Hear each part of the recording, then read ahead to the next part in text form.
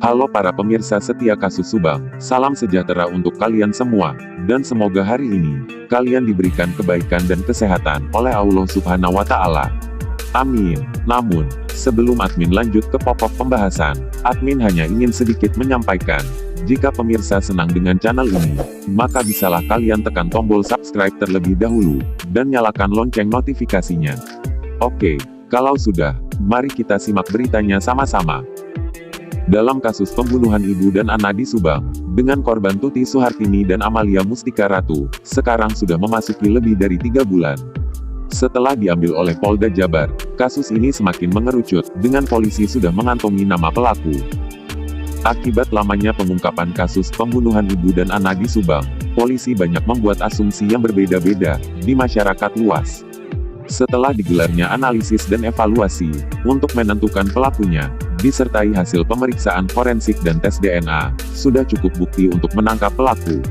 Tapi polisi punya strategi khusus dalam pengungkapan kasus pembunuhan ibu dan anak di Subang ini. Dr. Sumi Hastri bahkan mengungkapkan, bahwa jumlah tersangka sudah di tangan penyidik.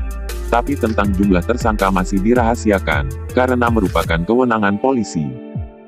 Dr. Sumi Hastri juga mengatakan, bisa juga terdapat kemungkinan, para pelaku pembunuhan ibu dan anak di Subang ini, dengan sengaja membuat salah satu settingan yang canggih, dengan memecah di antara kubu-kubu, padahal para pelaku sebenarnya satu kubu. Dr. Sumi Hastri mengatakan, bisa aja disetting, karena kejahatan semakin canggih, dan mereka seperti sudah ada perencanaan yang matang. Dr. Hastri juga tidak menyangkal, ada berbagai motif lain di balik pembunuhan ibu dan anak di Subang itu. Ahli forensik, Dr. Hastri telah memastikan, bahwa dalam kasus ini, polisi sudah tidak membutuhkan pengakuan pelaku. Menurut ahli forensik Dr. Hastri, yang pernah melakukan autopsi ulang, kepada kedua korban di Subang beberapa waktu yang lalu, bahwa bukti-bukti ilmiah seperti DNA, tes kebohongan, dan tulisan, sudah bisa menjerat pelaku pembunuhan ibu dan anak di Subang ini. Salah satu contoh bukti ilmiah dengan profil kebiasaan pelaku, ada orang merokok berbeda-beda. Dari mereknya, cara pegangnya dan dari sisa rokoknya. Kita lihat dan kita profil semua. Kita amati waktu dia ditanya-tanya, dikasih rokok, ucap Dr. Sumi Hastri. Menurut ahli forensik Dr. Hastri, meski pelaku berusaha menghilangkan profilnya, hal itu akan susah sekali, karena sudah menjadi kebiasaan. Dengan mengetahui kebiasaannya, maka akan langsung mengerucut. Ada bukti, ada rekamannya, dibandingkan nanti. Dia tidak bisa mengelak lagi. Pasti dimasukkan di BAP, ucapnya.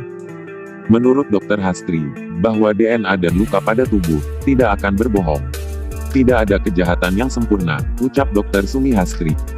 Nah, gimana pendapat kalian mengenai berita ini? Berikan jawaban kalian ya, di bawah kolom komentar. Sebelumnya admin mengucapkan terima kasih, karena sudah menonton video kami. Jika ada kesalahan dari apa yang admin sampaikan, maka admin meminta maaf yang sebesar-besarnya, karena admin juga manusia yang tak pernah luput dari kesalahan. Oke, kami tim kru redaksi yang bertugas, mengundurkan diri dulu.